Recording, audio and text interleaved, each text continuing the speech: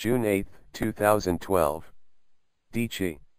Are you concerned about the delay in the response from Rome, which could enable those who are against a canonical recognition to alienate some priests and faithful from the Society of Saint Pius X? Bishop Fellay. Everything is in God's hands. I place my trust in the good Lord and in His divine providence. He knows how to manage everything, even delays, for the good of those who love Him. Dici. Was the Pope's decision adjourned, as some magazines have said? Did the Holy See tell you to expect a delay? Bishop Fellay. No, I have had no information about any calendar whatsoever. There are even some who say that the Pope will deal with this matter at Castel Gandolfo in July. Question. A canonical solution before a doctrinal solution? Dici. Most of those who are opposed to the Society's acceptance of a possible canonical recognition allege that the doctrinal discussions could have led to this acceptance only if they had concluded with a doctrinal solution, in other words, a conversion by Rome. Has your position on this point changed? Bishop Fellay. It must be acknowledged that these discussions have allowed us to present clearly the various problems that we experience with regard to Vatican II. What has changed is the fact that Rome no longer makes total acceptance of Vatican II a prerequisite for the canonical solution. Today, in Rome, some people regard a different understanding of the Council as something that is not decisive for the future of the Church, since the Church is more than the Council. Indeed, the Church cannot be reduced to the Council, she is much larger. Therefore we must strive to resolve more far-reaching problems. This new awareness can help us to understanding what is really happening. We are called to help bring to others the treasure of tradition that we have been able to preserve. So the attitude of the official Church is what changed. We did not. We were not the ones who asked for an agreement, the Pope is the one who wants to recognize us. You may ask, why this change? We are still not in agreement doctrinally, and yet the Pope wants to recognize us. Why? The answer is right in front of us. There are terribly important problems in the Church today. These problems must be addressed. We must set aside the secondary problems and deal with the major problems. This is the answer of one or another Roman prelate, although they will never say so openly. You have to read between the lines to understand. The official authorities do not want to acknowledge the errors of the Council. They will never say so explicitly. Nevertheless, if you read between the lines, you can see that they hope to remedy some of these errors. Here is an interesting example on the subject of the priesthood. You know that starting with the Council there was a new concept of the priesthood and that it demolished the role of the priest. Today we see very clearly that the Roman authorities are trying to rehabilitate the true concept of the priest. We observed this already during the year of the priest that took place in 2010 to 2011. Now, the Feast of the Sacred Heart is becoming the day consecrated to the sanctification of priests.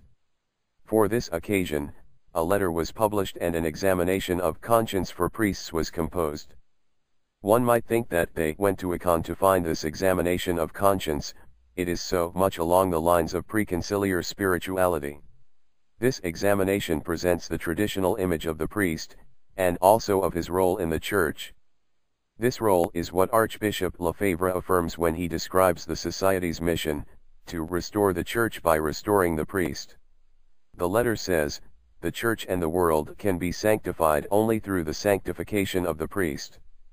It really places the priest at the center.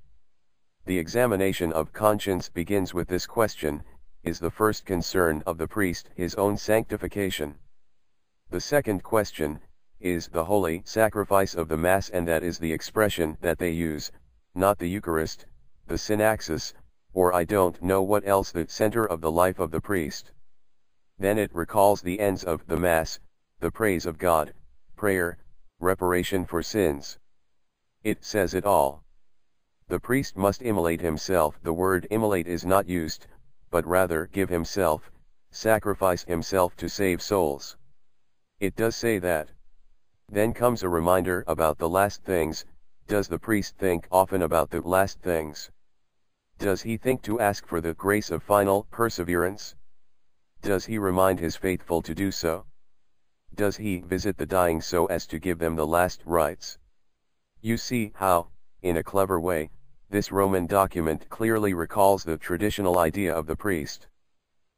Of course, that does not do away with all the problems, and there are still serious difficulties in the Church: ecumenism, aesthesis, religious liberty, but the context is changing, and not just the context, but the situation itself.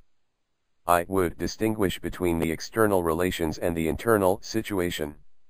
The relations with the outside have changed, but as for what goes on within the Church, the Roman authorities are trying to change it little by little. Obviously, a major disaster still remains today. One must be aware of that, and we do not deny it, but one must also look at what is starting to happen. This examination of conscience for priests is a significant example. Question: what should be our attitude toward the doctrinal problems? DC. You acknowledge that some serious difficulties remain with ecumenism, religious liberty. If a canonical recognition came about, what would be your attitude with regard to these difficulties? Would you not feel obliged to be somewhat reserved? Bishop Fellay. Allow me to answer your question with 3 inquiries. Did the novelties that were introduced during the Council start a trend of growth in the Church and an increase of vocations and religious practice? Do we not observe, to the contrary, a form of silent apostasy in all the countries of Christendom? Can we be silent when faced with these problems? If we want to make the treasure of tradition fruitful for the good of souls, we must speak and act. We need this twofold freedom of speech and action. But I would mistrust a purely verbal denunciation of doctrinal errors, a denunciation that would be all the more polemical because it was only verbal. With his characteristic realism, Archbishop Lefebvre recognized that the Roman and diocesan authorities would be more responsive to numbers and facts presented by the Society of St. Pius X than to theological arguments. And so I would not hesitate to say that, if a canonical recognition were to come about, the doctrinal difficulties would still be emphasized by us, but together with a lesson taught by the facts themselves, tangible signs of the vitality of tradition. And for that to happen, as I already told you in 2006, concerning the stages in our dialogue with Rome, we must have faith in the traditional Mass, the Mass that demands in and of itself integrity of doctrine and of the sacraments, the assurance of all spiritual fruitfulness in the service of souls. DC. The year 2012 is not 1988, the year of your episcopal consecration. In 2009 the excommunications were lifted. In 2007 it was officially acknowledged that the Tridentan Mass had never been abrogated, but now some members of the Society lament the fact that the Church has not yet converted. Is there a priori refusal of a canonical recognition due to 40 years of an exceptional situation, resulting in a certain inability to understand submission to authority? Bishop Fellay, what is happening these days clearly shows some of our weaknesses with regard to the dangers that are created by the situation in which we find ourselves. One of the great dangers is to end up inventing an idea of the Church that appears ideal, but is in fact not found in the real history of the Church. Some claim that in order to work safely in the Church, she must first be cleansed of all error. This is what they say when they declare that Rome must convert before any agreement, or that its errors must first be suppressed so that we can work. But that is not the reality. It is enough to look at the Church's past. Often, and almost always, we see that there are widespread errors in the Church. Now the reforming saints did not leave the Church in order to combat these errors. Our Lord taught us that there would always be weeds until the end of time. Not just the good crop, not only the wheat. At the time of the Arians, the bishops labored in the midst of errors to convince those who were mistaken about the truth. They did not say that they wanted to be outside as some say now.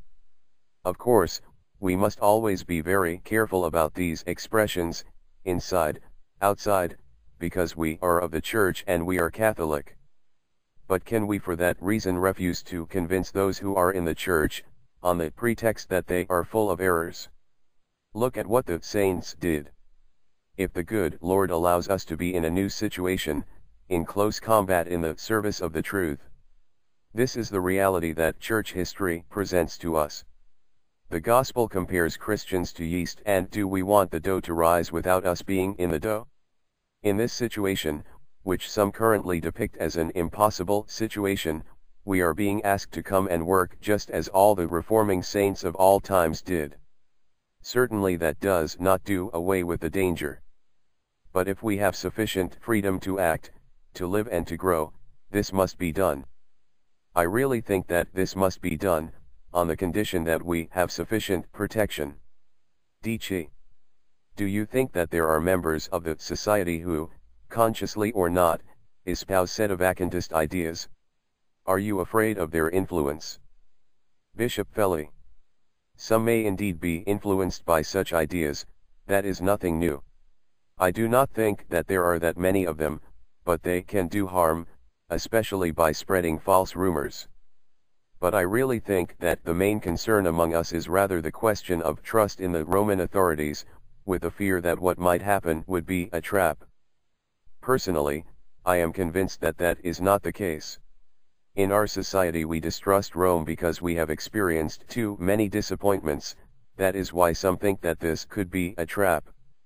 It is true that our enemies may plan to use this offer as a trap, but the Pope, who really wants this canonical recognition, is not proposing it to us as a trap. Question. Finding out what the Roman proposal will allow de jure and de facto. D.Ch. Several times you have said that the Pope personally wants the canonical recognition of the society. Do you have a recent personal assurance from the Pope himself that this is truly his intention? Bishop Fellay. Yes, the Pope is the one who wants it, and I have said it repeatedly. I have enough precise information in my possession to declare that what I say is true, although I have not had any direct dealings with the Pope, rather, with his close collaborators.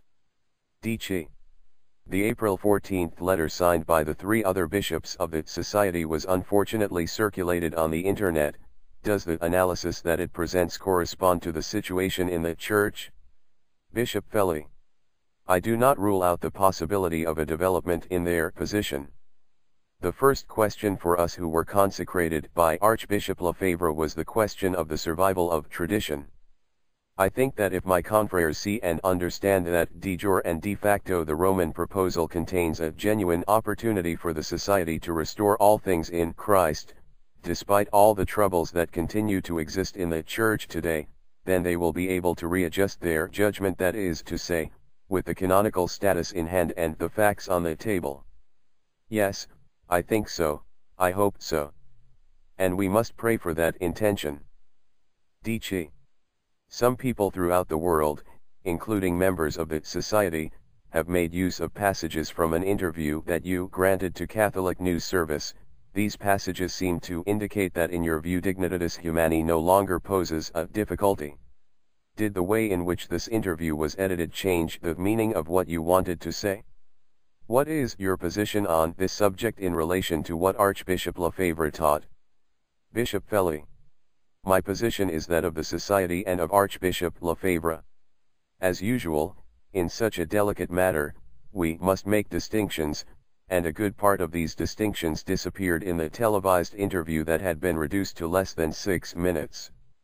But the written report that CNS made of my remarks recovers what I said that was not included in the broadcast version, although Bishop Fellay stopped short of endorsing Pope Benedict's interpretation of religious liberty as essentially in continuity with the Church's tradition, a position which many in the Society have vocally disputed. Bishop Fellay spoke about the idea in strikingly sympathetic terms. In fact, I simply recalled that there is already a traditional solution to the problem posed by religious liberty, which is called tolerance. As for the Council, when they asked me the question, does Vatican II belong to tradition? I answered I would like to hope that that is the case, which a faulty French translation transformed into, I hope so. This is quite along the lines of the distinctions made by Archbishop Lefebvre to read the Council in the light of tradition. What agrees with tradition, we accept. What is doubtful, we understand as tradition has always taught it. What is opposed, we reject. Question. Relations of the Society of St. Pius X with diocesan bishops. D.Ch. A personal prelature is the canonical structure that you mentioned in recent statements.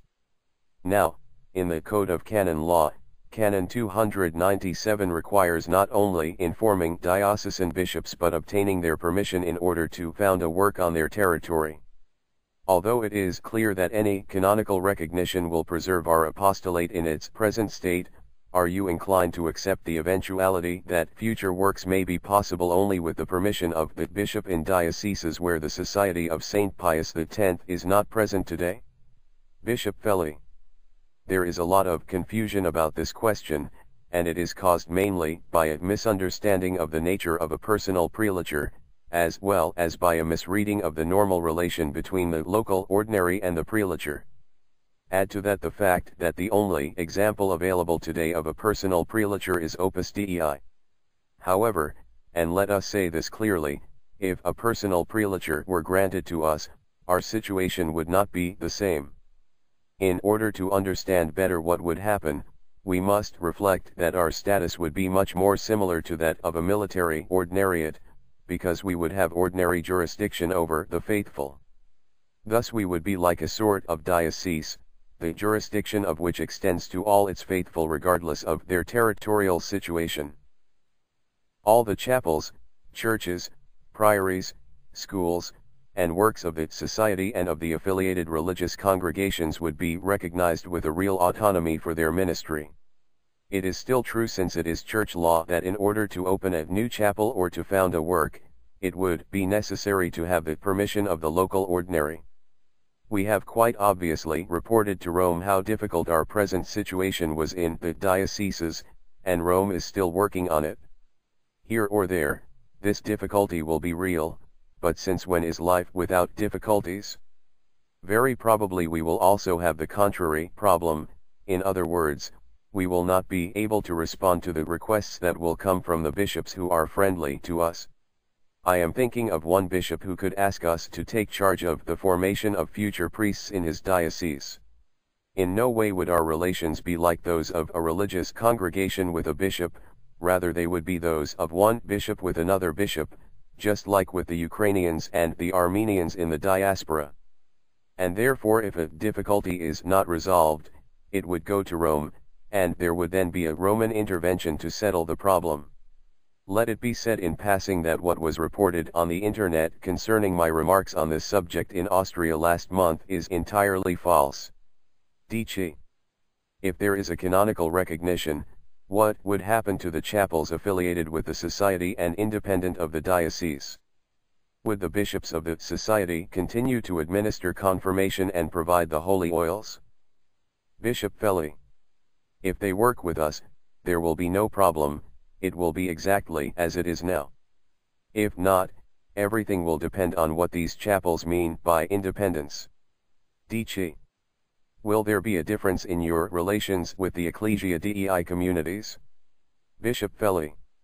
The first difference will be that they will be obliged to stop treating us as schismatics.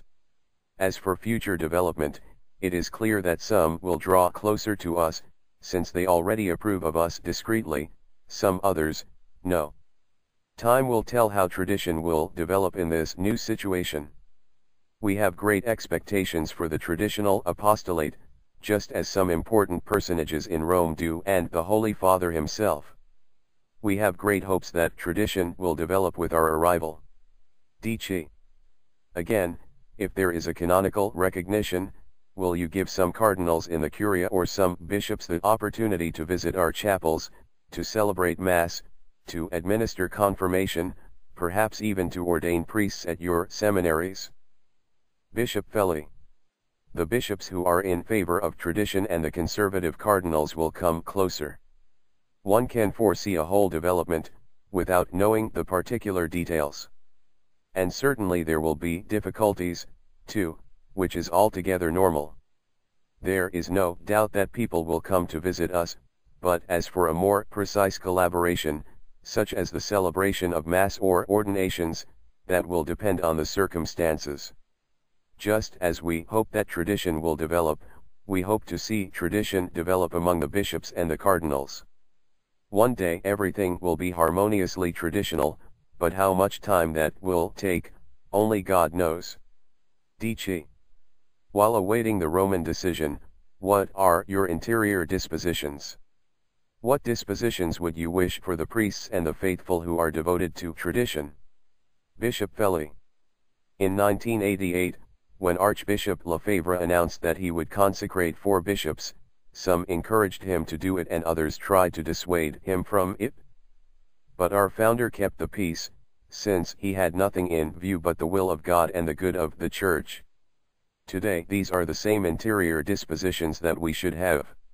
Like its holy patron, the Society of St. Pius X has the desire to restore all things in Christ. Some say that now is not the time, while others on the contrary say that this is the opportune moment. For my part, I know only one thing: it is always the moment to do God's will, and He makes it known to us at an opportune time, provided that we are receptive to His inspirations. For this reason, I ask the priests to renew the consecration of the Society of St. Pius X to the Sacred Heart of Jesus, on his feast day, June 15, and to prepare for it by a novena, during which the litanies of the Sacred Heart will be recited in all our houses.